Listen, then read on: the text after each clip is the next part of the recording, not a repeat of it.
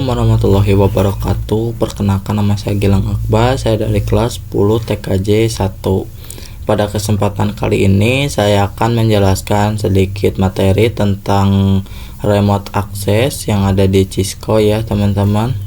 Nah, jadi remote access itu adalah kemampuan atau metode untuk mengakses dan mengelola perangkat jaringan dari jarak jauh teman-teman, tanpa harus berada langsung di lokasi perangkat tersebut teman-teman.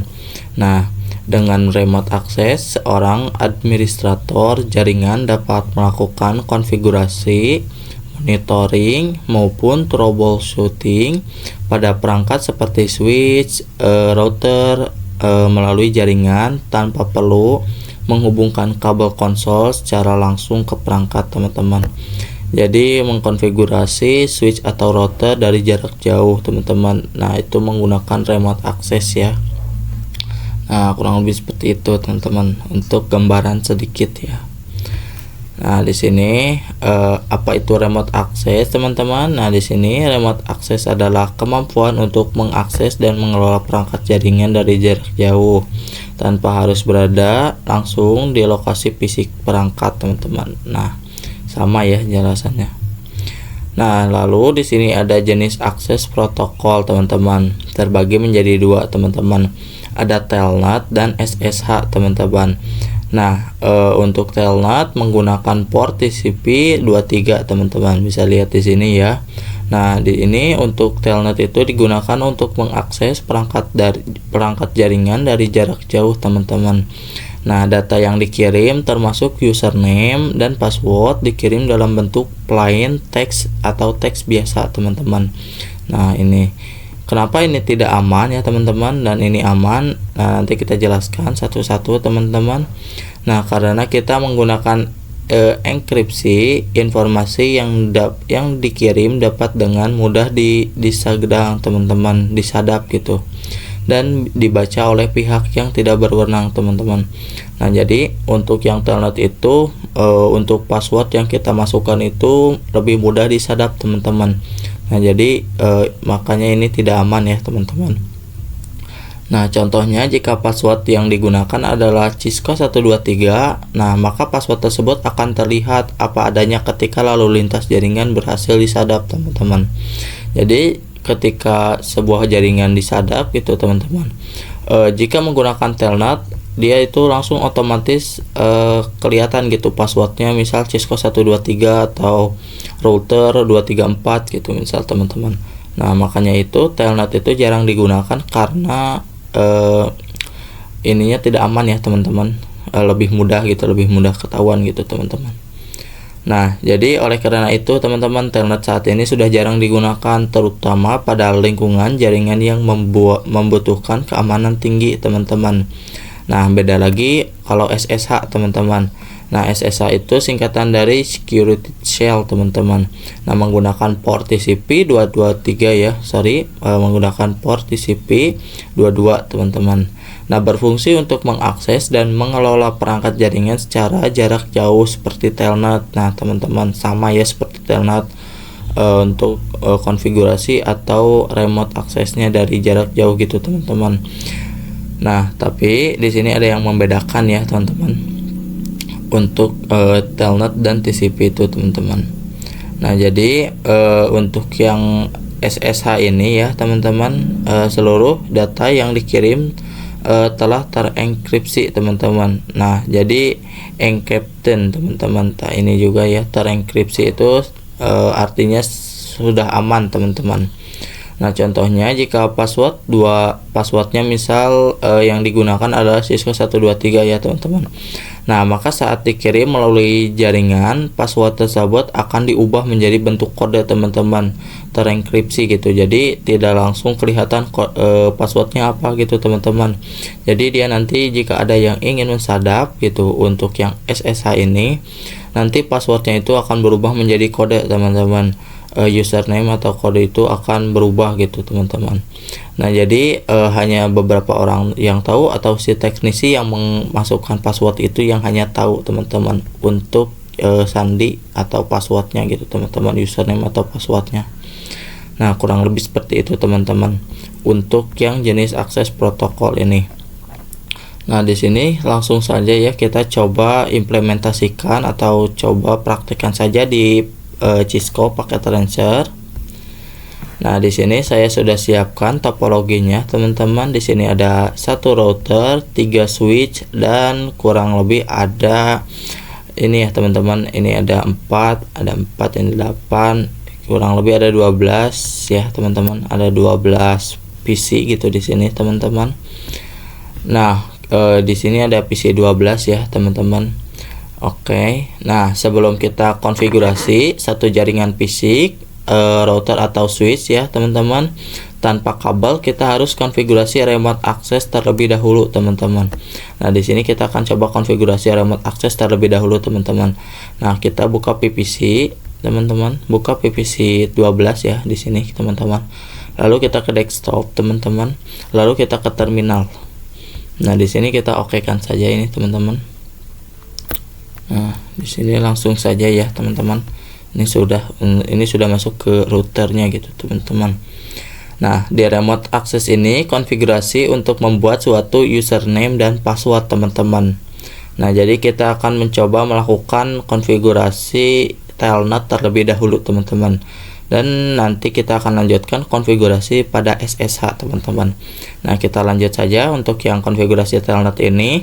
Nah, di sini kita masukkan saja perintahnya, yaitu end, teman-teman. Lalu enter, teman-teman. Lalu kita coba konfigurasi, teman-teman. Kita masukkan perintahnya konfigurasi terminal, teman-teman. Nah, di sini sudah ya untuk bacaannya itu konfigurasi command from other line, teman-teman. Nah, jika sudah seperti ini, kita lalu masukkan username dan password, teman-teman. Nah, misalnya misalnya username-nya yaitu admin ya, teman-teman. Nah, admin, lalu passwordnya misal passwordnya ini ya, teman-teman.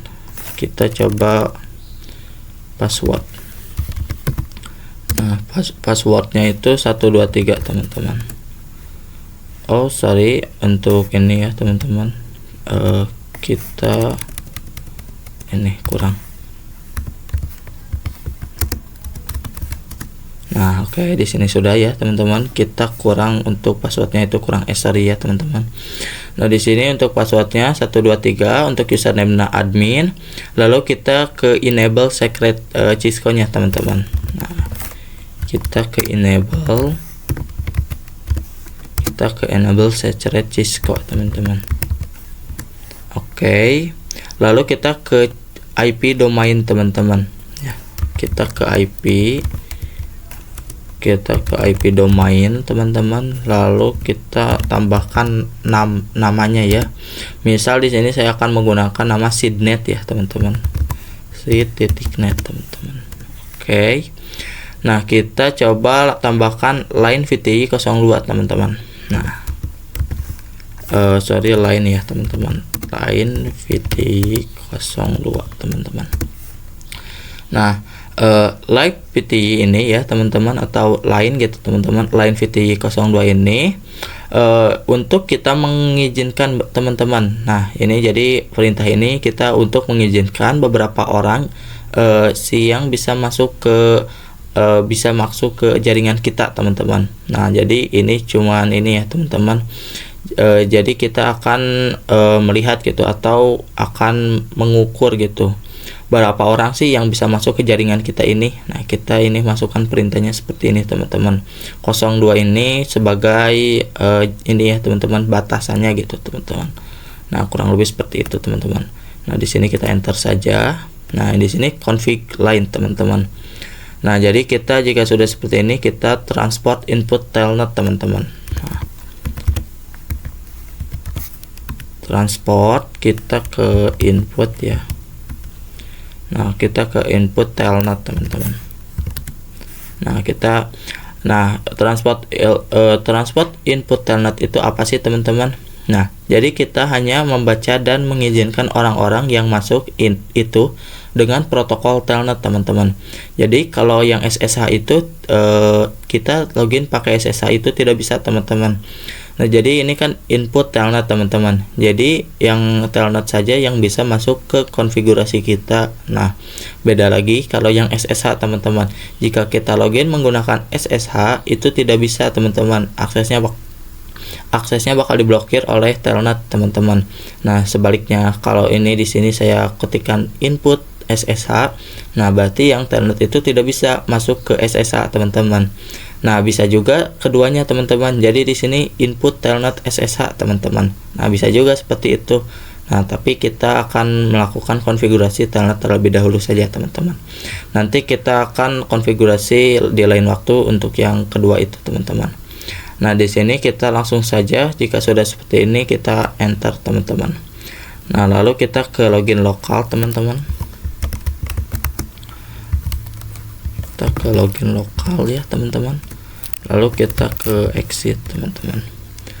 Nah, cukup segini ya teman-teman untuk konfigurasinya. Nah, lalu kita coba tambahkan hostname dan ininya teman-teman. Kita ke crypto teman-teman. Nah, kita ke crypto, oke. Lalu kita ke generate. Nah, generate RSH teman-teman. Oke, di sini please ya teman-teman, kita belum menambahkan hostname-nya. Misalnya kita hostname ya. Gak bisa di tab ya teman-teman. Sorry. Nah, hostname. Misal di sini saya menggunakan R1 teman-teman. Nah, oke, di sini sudah ya teman-teman. Lalu kita masukkan lagi perintahnya yaitu crypto ya. Crypto ya teman-teman. Nah, di sini kita crypto generate lalu RSH teman-teman. Nah, oke. Nah, di sini muncul ya teman-teman itu modul 512 teman-teman. Nah, di sini range-nya gitu teman-teman untuk memasukkan gitu berapa. Nah, di sini saya menggunakan 1024 ya teman-teman, menyesuaikan saja. Bisa saya ini. Nah, di sini langsung enter saja teman-teman. Nah, di sini bisa kita lihat generate 1024 bit SSH case win free exfront oke teman-teman. Nah, berarti ini sudah berhasil ya teman-teman untuk konfigurasinya kita di terminal teman-teman. Nah, kita akan coba melakukan pengujian pada VPC 1 gitu teman-teman. Nah, kita coba buka VPC 1 terlebih dahulu teman. Nah, kita coba ke mode desktopnya teman-teman. Lalu kita ke command prompt. Di sini kita coba ping apakah dia sudah berhasil apa belum gitu teman-teman. Nah, di sini bisa kita lihat sudah berhasil ya teman-teman untuk kita ping. Nah, untuk konfigurasi telnet ini itu ada dua ya teman-teman. Bisa kita lakukan uji coba di ini command prompt ya, CLI gitu, atau kita bisa di sini teman-teman di telnet atau SSH teman-teman. Nah, ini ada ya telnet teman-teman. Nah, kurang lebih seperti itu ya teman-teman untuk konfigurasi telnet teman-teman. Nah, pada ini kita langsung saja lanjut saja ya teman-teman. Kita langsung saja ke konfigurasi yang kedua, yaitu konfigurasi SSH teman-teman. Sini saya sudah masuk ke aplikasi Cisco Packet Ranger teman-teman. Nah, pada kali ini kita langsung saja lanjutkan untuk konfigurasi yang SSH ya teman-teman. Nah, langkah pertama kita masuk saja ke router ini ya teman-teman. Nah, lalu kita ke CLI teman-teman. Nah, di sini masih ini ya teman-teman. Di sini kita ketikkan saja N teman-teman. Nah, sudah. Lalu kita ke ini ya teman-teman, langsung saja konfigurasinya. Yang pertama itu N, lalu yang kedua itu FT ya teman-teman, configuration. Lalu kita tambahkan di sini hostname teman-teman. Oke. Nah, host ya teman-teman, sorry, host. Nah, hostname-nya itu misal saya di gini menggunakan R1 teman-teman. Nah, jika sudah untuk R1 ini kita langsung saja ke enable secret teman-teman. Nah, kita ke enable secret 123 teman-teman. Nah, lalu jika sudah ke enable secret kita tambahkan IP domain teman-teman. Nah, IP domain di sini kita tambahkan IP domain yaitu misal kita namanya seednet gitu ya teman-teman, bisa kita langsung saja tuliskan di sini seednet teman-teman. Nah, di sini sudah ya teman-teman untuk seednet. Lalu kita tambahkan username-nya teman-teman. Nah, misal username-nya itu seed secret 1 sampai 4 gitu teman-teman misalnya itu. Nah, bisa kita tambahkan saja di sini username seed, lalu kita tambahkan secretnya ya teman-teman. Nah, secretnya itu 1 2 3 4. Nah, lalu kita masuk ke line VTY teman-teman. Line VTY ya teman-teman 04 di sini teman-teman. Oke, lalu langsung saja kita ke transport input SSH teman-teman. Nah, transport input SSH teman-teman. Nah, di sini kita sudah ya teman-teman untuk transport input SSH. Nah, lalu kita ke lokal login ini ya teman-teman. Nah, oke, kita ke login lokal dulu terlebih dahulu teman-teman. Oke, login lokal, lalu kita X ya teman-teman, di sini kita ke Excite, lalu kita ke crypto teman-teman. Nah, crypto, oke, generate RSH teman-teman. Nah, di sini kita masukkan saja 1042 ya teman-teman. Nah, di sini sudah ada konfirmasi oke teman-teman. Nah, segini ya teman-teman untuk konfigurasi yang SSH ini teman-teman. Nah, mungkin itu saja yang bisa saya jelaskan teman-teman pada kesempatan kali ini. Untuk materi selanjutnya nanti kita akan bahas ya teman-teman. Nah, untuk remote address mungkin sekian dari saya. Wassalamualaikum warahmatullahi wabarakatuh.